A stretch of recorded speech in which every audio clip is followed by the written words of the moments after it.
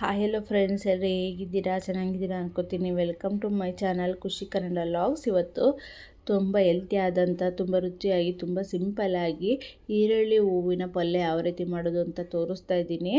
ಬನ್ನಿ ಯಾವ ರೀತಿ ಮಾಡೋದು ಅಂತ ನೋಡೋಣ. ಈ ಚಪಾತಿ, ರೊಟ್ಟಿ, ದೋಸೆ ಯಾವುದಕ್ಕಾದ್ರೂ ನೀವು ಕಾಂಬಿನೇಷನ್ ಆಗಿ ಯೂಸ್ ಮಾಡ್ಬೋದು. ನೋಡಿ, ಈರುಳ್ಳಿ ಹೂವಿನ ಪಲ್ಯ ಮಾಡಲಿಕ್ಕೆ ನಾನು ಒಂದು 2 ಕಟ್ಟಿನಷ್ಟು ಈರುಳ್ಳಿ ಹೂವನ್ನು ತೊಗೊಂಡಿದ್ದೀನಿ. ಇದನ್ನು ಸಣ್ಣಕ್ಕೆ ಕಟ್ ಮಾಡಿ ಇಟ್ಕೋಬೇಕು. ನೋಡಿ, ಸಣ್ಣ ಕಟ್ ಮಾಡಿ, ತುಂಬ ಸಣ್ಣ ಕಟ್ ಮಾಡಿಟ್ಕೊಳ್ಳಿ, ತುಂಬ ರುಚಿಯಾಗಿ ಬರುತ್ತೆ. ಈಗ ಒಂದು ಪಾತ್ರೆ ಇಟ್ಕೊಂಡು ಅದಕ್ಕೆ ಒಂದು 2 ಟೇಬಲ್ ಸ್ಪೂನಷ್ಟು ಆಯಿಲನ್ನು ಹಾಕೋತಾ ಇದ್ದೀನಿ.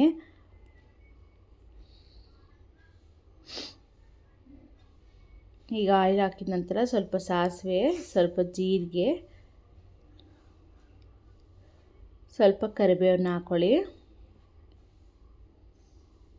ಸಾಸಿವೆ ಜೀರಿಗೆ ಚಟಪಟ ಆದ ನಂತರ ಸ್ವಲ್ಪ ಕರಿಬೇವನ್ನು ಹಾಕ್ಕೊಳ್ಳೋಣ.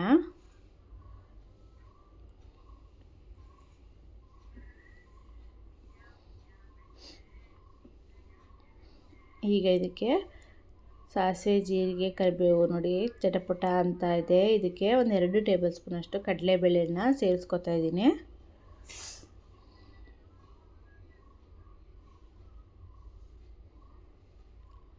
ಎರಡನ್ನು ನೀಟಾಗಿ ಒಂದು ಮಿಕ್ಸ್ ಮಾಡ್ಕೊಳ್ಳಿ. ಈಗ ಇದಕ್ಕೆ ಒಂದೆರಡು ಈರುಳ್ಳಿನ ಸಣ್ಣ ಕಟ್ ಮಾಡಿ ಇಟ್ಕೊಂಡಿದ್ದೀನಿ, ಅದನ್ನು ಹಾಕೋತಾ ಇದ್ದೀನಿ.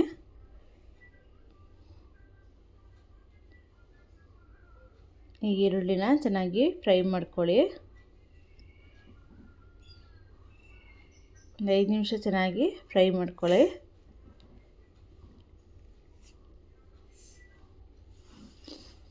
ಈಗ ಇದಕ್ಕೆ ಒಂದು 2 ಟೊಮೊಟೊನ ಸಣ್ಣಕ್ಕೆ ಹೆಚ್ಚಿಟ್ಕೊಂಡಿದ್ದೀನಿ, ಅದನ್ನು ಹಾಕೋತಾ ಇದ್ದೀನಿ.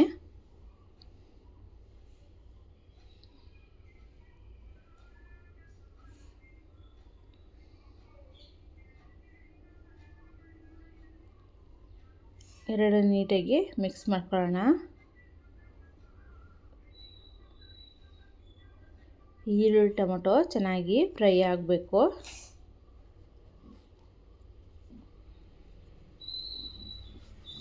ಈಗ ಇದಕ್ಕೆ ರುಚಿಗೆ ತಕ್ಕಷ್ಟು ಉಪ್ಪನ್ನು ಆ್ಯಡ್ ಮಾಡ್ಕೊಳ್ಳೋಣ.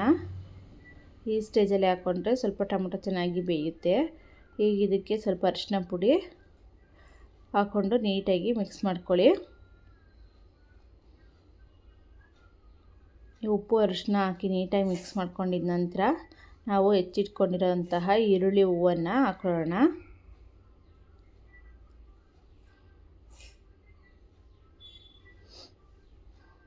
ಒಂದು 5 ನಿಮಿಷ ಬಿಟ್ಬಿಟ್ಟು ಈರುಳ್ಳಿ ಹೂವನ್ನು ಹಾಕ್ಕೋಬೇಕು.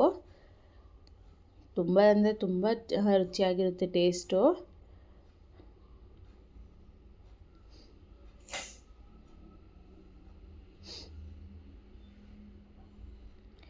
ಈಗ ಈರುಳ್ಳಿ ಹೂವನ್ನು ನೋಡಿ ಹಾಕ್ಕೊಂಡು ನೀಟಾಗಿ ಒಂದು ರೌಂಡ್ ಮಿಕ್ಸ್ ಕೊಡಿ. ಫಸ್ಟಿಗೆ ಜಾಸ್ತಿ ಅನಿಸುತ್ತೆ, ಸ್ವಲ್ಪ ಇದು ನಾವು ಈ ಸೊಪ್ಪಿಗೆ ನೀರು ಹಾಕೋದೇನು ಬೇಕಾಗಲ್ಲ, ಸ್ವಲ್ಪ ಬೆಂದು ಚೆನ್ನಾಗಿ ನೀರು ಬಿಟ್ಕೊಳ್ಳುತ್ತೆ. ಒಂದು 5 ನಿಮಿಷ ಬಿಟ್ಟರೆ ಸಾಕು, ಅದೇ ಚೆನ್ನಾಗಿ ಬೆಂದು ನೀರು ಬಿಟ್ಕೊಂಡು ಕ್ವಾಂಟಿಟಿ ಜಾಸ್ತಿ ಇರೋ ಸೊಪ್ಪು ಕಡಿಮೆ ಆಗ್ತಾ ಬಂದುಬಿಟ್ಟಿರುತ್ತೆ.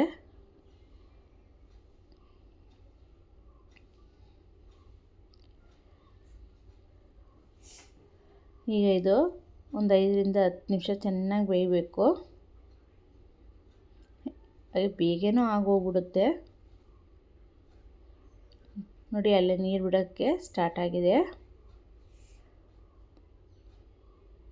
ನಾವು ಹಾಕಿರೋಂಥ ಕ್ವಾಂಟಿಟಿಯಿಂದ ಕಡಿಮೆಯಾಗಿ ಚೆನ್ನಾಗಿ ನೀರು ಬಿಡ್ಕೊತಾ ಇದೆ.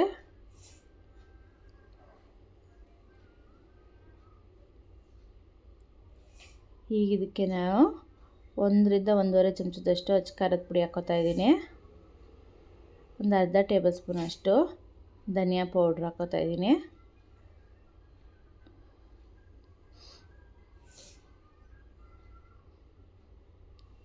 ಅರ್ಧ ಟೇಬಲ್ ಸ್ಪೂನಷ್ಟು ಧನಿಯಾ ಪುಡಿ ಹಾಕ್ಕೊಂಡು ಈಗ ಒಂದು ಭಾಗ ಕಾಯಿನ ಫುಲ್ ತುರಿದಿಟ್ಕೊಂಡಿದ್ದೀನಿ, ಅದನ್ನು ಮಿಕ್ಸ್ ಮಾಡ್ಕೊತೀನಿ.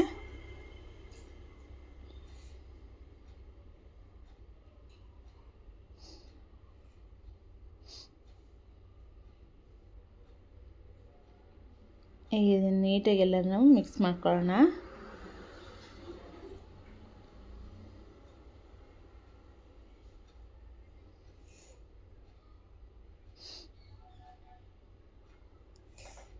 ಎಲ್ಲ ಮಿಕ್ಸ್ ಮಾಡ್ಕೊಂಡಿದ್ದೀನಿ.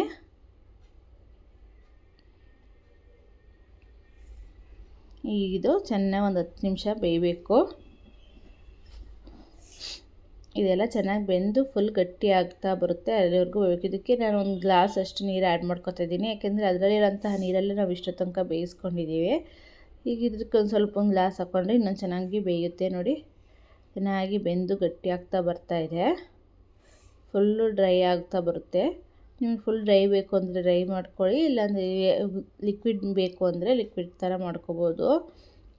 ನಾನು ನೋಡಿ ಸ್ವಲ್ಪ ಸೆಮಿ ಲಿಕ್ವಿಡ್ ಟೈಪ್ ಮಾಡ್ಕೊಂಡಿದ್ದೀನಿ, ಚೆನ್ನಾಗಿ ಬಂದಿದೆ. ಟ್ರೈ ಮಾಡಿ ನೋಡಿ. ನನ್ನ ಚಾನಲ್ನ ಯಾರೆಲ್ಲ ಸಬ್ಸ್ಕ್ರೈಬ್ ಮಾಡ್ದಲೇ ನೋಡ್ತಿದ್ದೀರಾ, ಪ್ಲೀಸ್ ಸಬ್ಸ್ಕ್ರೈಬ್ ಮಾಡಿ, ಲೈಕ್ ಮಾಡಿ, ಶೇರ್ ಮಾಡಿ, ಕಮೆಂಟ್ ಮಾಡಿ, ಹಾಗೂ ಬೆಲ್ ಐಕಾನ್ನ ಪ್ರೆಸ್ ಮಾಡಿ. ರುಚಿಯಾದ ಈರುಳ್ಳಿ ಹೂವಿನ ಪಲ್ಯ ರೆಡಿಯಾಗಿದೆ. Thank you.